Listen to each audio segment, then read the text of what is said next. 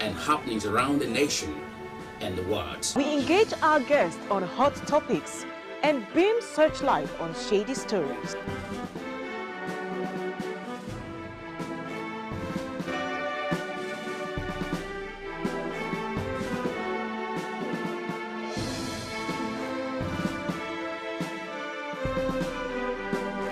With millions of people watching Benue TV worldwide, we ensure that we bring you news that is accurate, timely, and dependable. Our programs are entertaining and educative with high-quality audio, leaving you with an amazing viewing experience.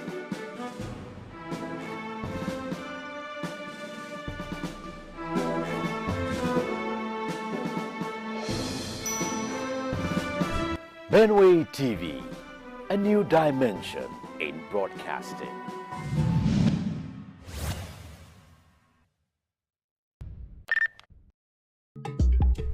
So I'm teaching Moka for the Solomon Fa Kayima. Go to Papa and a ham Buddha Yavani Mongo. It's a Benue TV guy. Yekun Leku Chifata M. Ochoga. Mwohi Doma. Anuya Nungemu Joki Doma. Loi Beche Nipinu Oko Kaku Benue TV. Enyam Ali Henry Unda Ipolele. Mtiroligedi, yeah. Dogam Kanyo, Yoligedi, Ohu, Ibene television there. Ahambu Ndubisiako Uma Abomwa Fibo Obina Tomutom Bobona Mhoro our heritage na Benue television. Orúkọ tèmi ni Abímbọ́lá Adébímpé. Mo jẹ́ ọmọ Yorùbábìnrin tó ṣe mú yangàn. Nítorí ẹ̀ ni mo ṣe ń wo ilé ìdáná lórí ẹ̀rọ móhùnmáwòrán Benue. Assalamu alaikum jama'a. Sunana Rukayya Iliya Yarima. Tabbas daga nan arewa nake. Shi yasa nake kallon Home Sweet Home a tashar Benue Television. Our culture. The police put the death toll at 19. Earlier, Amnesty International had said 24 protesters had died. It said the force used against the protesters was excessive and disproportionate. While speaking at a roundtable interview with journalists Sunday, President Ruto said the police had done the best they could. He added that if there were any excesses, they would be addressed through existing mechanisms. Authorities Tuesday said dozens of bodies have been discovered in a truck in Mexico.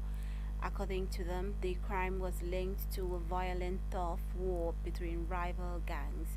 At least 19 bodies were discovered in or around the dump truck in the southern Mexican state of Chiapas. A recent surge in gang violence related to drug and migrant trafficking has been plaguing the region. The Ministry of Public Security said the male bodies were found on Monday in a dump truck abandoned on the rural road near the town of La Concordia.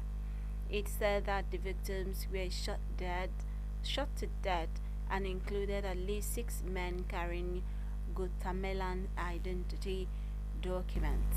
The events leading to the gruesome discovery are believed to have occurred on Friday near the border with Guatemala, where violence has been rising in recent years. An initial investigation said the clash was between the Sinaloan cartel, one of the most powerful in Mexico, and another gang identified as the Chiapas and Guatemala cartel. The military said in a statement that the two groups were battling over criminal control of the border area. According to a non-governmental organization, Inside Crime, the Chiapas region is key for the trafficking of drugs, arms, and migrants towards the United States. The recent surge in violence has led thousands of people to flee their homes. It has also pushed the government to deploy an additional 1,200 personnel to reinforce the country's southern border with Guatemala. Spiraling criminal violence have seen more than 450,000 people murdered in Mexico since the government of the then President Felipe Calderon launched a military offensive against drug cartels in 2006. Authorities said the flood-hit India state of Assam is on high alert as it braces for more rains in the coming days. The northeastern state has been overwhelmed by flood waters for several days, affecting more than 600,000 people and killing at least 34. Chief Minister Himanta Biswa Sama has said the next few days could be critical as India's weather department has predicted more rainfall in some districts. Assam experiences large-scale destruction to life and property every monsoon due to flooding its vast network of rivers. In 2022, floods displaced more than 4 million people and killed at least 45. The flood waters left behind a trail of destruction in Assam as well as parts of neighboring Bangladesh, submerging villages, destroying crops and wrecking homes. On Monday, the Assam Disaster Management Authority reported that all the rivers flowing through the state had crossed the danger mark at several places and that at least 19 of the state's 35 districts had been affected by the floods. Thousands of people are sheltering in relief camps across the state. The same day, Mr. Saman said the state was experiencing a second wave of flooding due to heavy rainfall in neighboring Arunachal Pradesh state and some districts in Assam. Prime Minister Narendra Modi has assured the state of the federal government's help in case of a crisis. The Indian Meteorological Department has predicted very heavy rain in Assam and the neighboring state of Meghalaya until Friday. Let's take a very quick break. We will come back with more stories. Don't go away.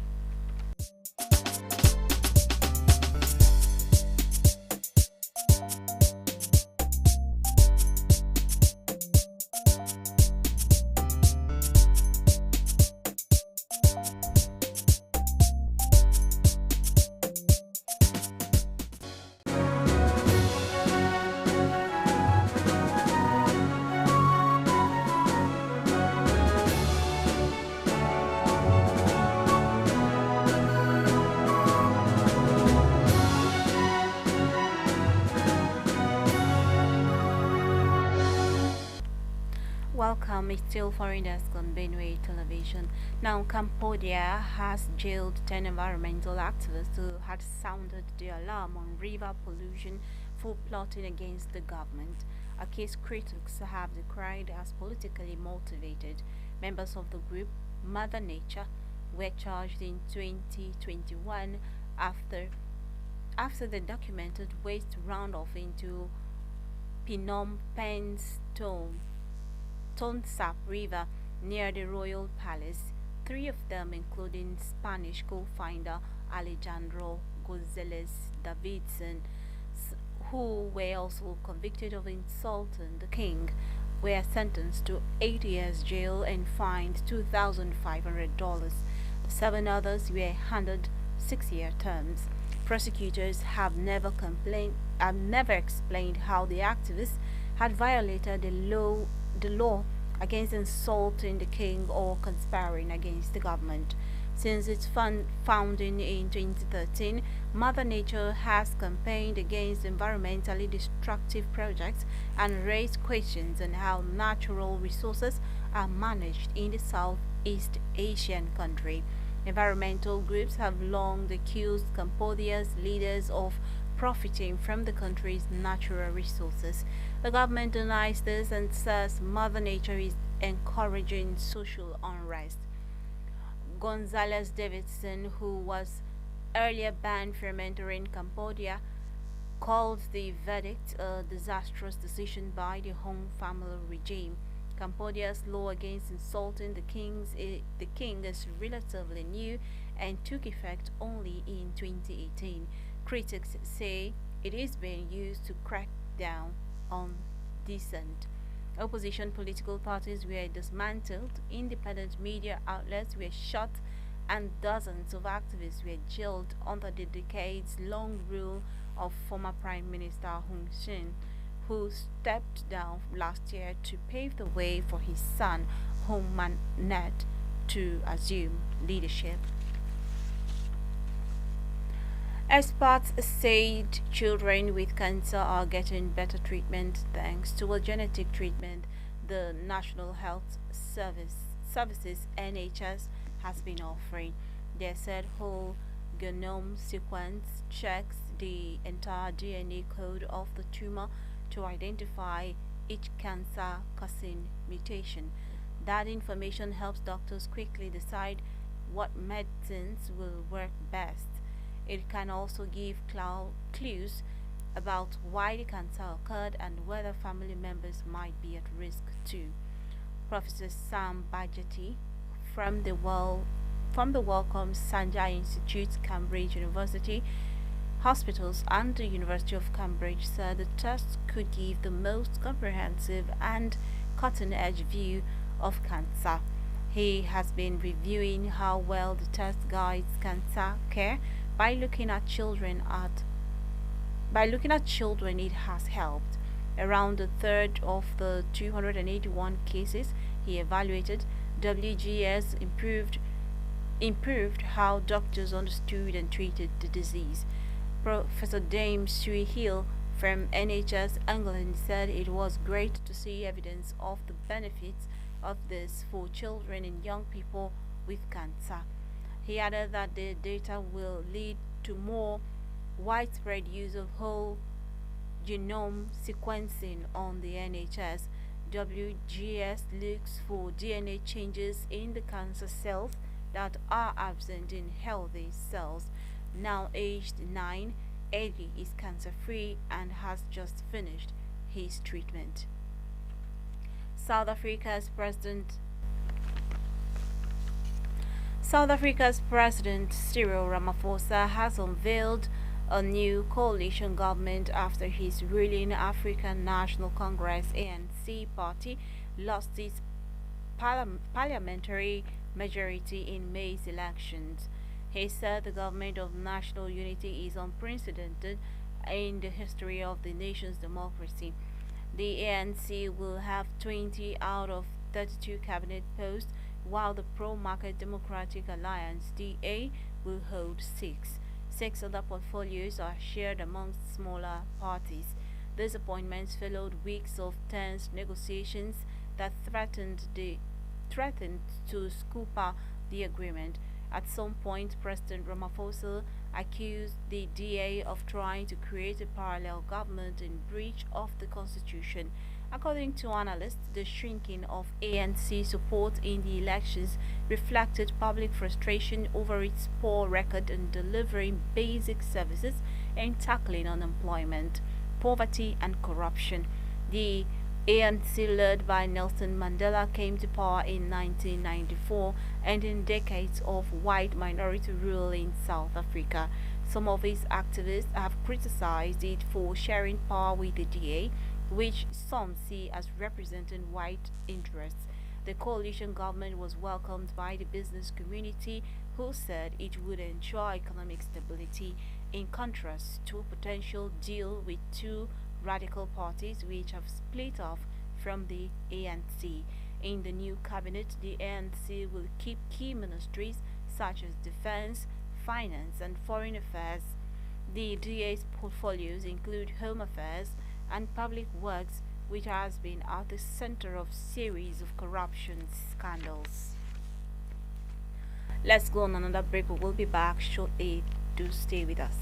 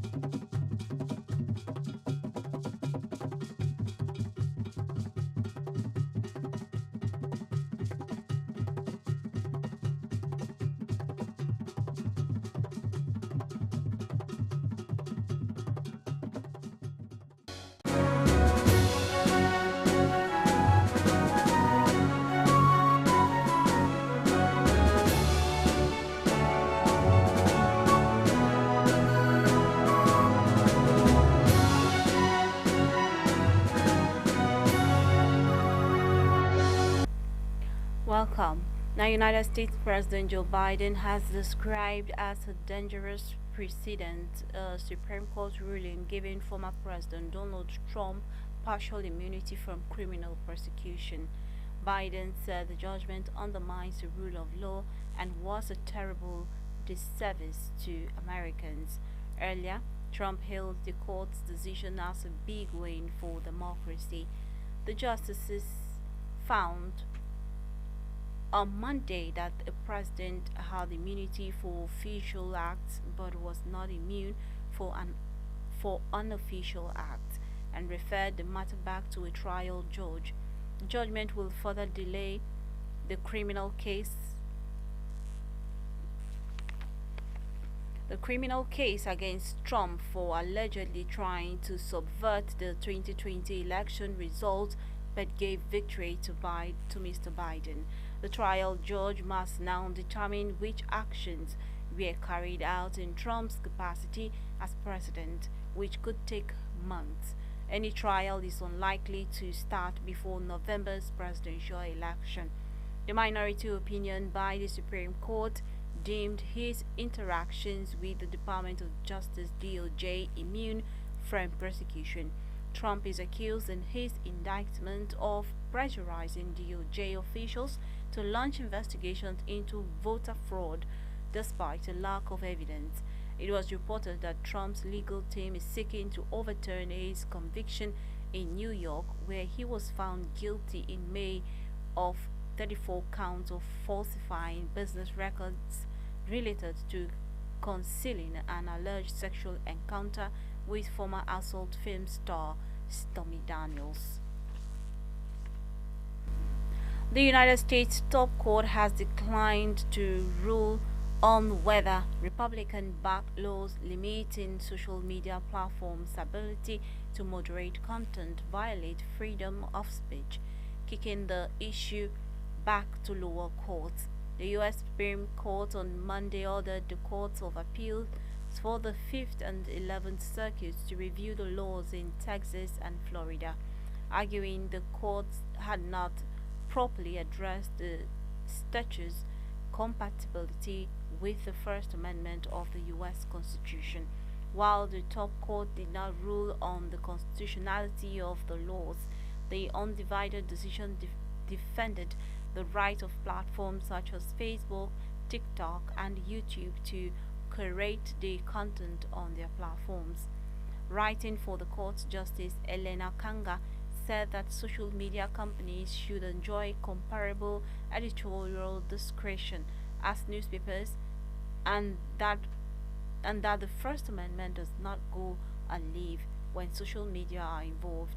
Florida and Texas passed the laws curtailing platforms' discretion to moderate content amid claims by conservatives that big tech routinely favors liberal perspectives and censors right-wing viewpoints.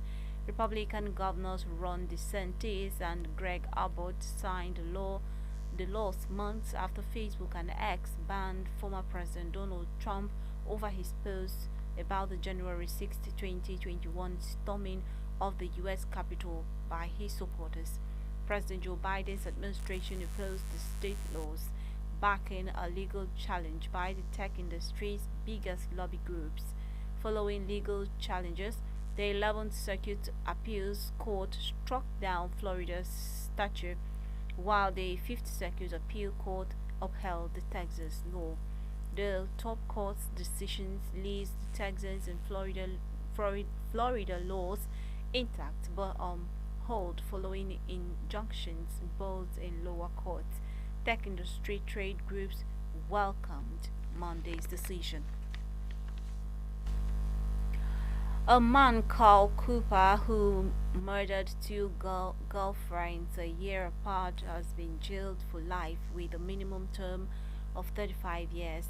Cooper, 66, was in relationships with Naomi Hunte, 41, who was stabbed to death in 2022, and Fiona Holm, 48, who disappeared in June 2023. Miss Hunt was found dead on her blood-soaked sofa, while Miss Holmes' body has never been found. A jury of Warwick Crown Court convicted Cooper of both counts of murder after 3 days of deliberations. The trial had heard Ms. Hunt was found dead on Valentine's Day after having made a number of calls to police over the previous 2 years. She told officers that handyman Cooper was obsessed with her and had been stalking her, leaving her really scared. The jury heard Miss Holm of Catford, southeast London, had also made complaints about Cooper to the office. After she was found to be missing, Cooper stripped his living room, getting rid of curtains, carpets, and wallpapers. Speaking after the verdict, Deputy Chief Inspector Kate Blackburn from the Metropolitan Police said Carl Cooper is a dangerous, violent domestic abuser who preys on women with weaknesses. She said he took the lives of 2 vibrant, sociable women who were so very loved by their families and friends. That's all our package on Foreigndesk today, but before we go, let's take a recap of the top stories. Social experts said 39 people have died in Kenya's anti-government protest. We told you India's flood hit state on high alert for reports of coming floods. And also we intimated you that Biden said court ruling on Trump undermined the rule of law. Thanks so much for watching. My name is Winifred Yosudu. Stay tuned for our other programs.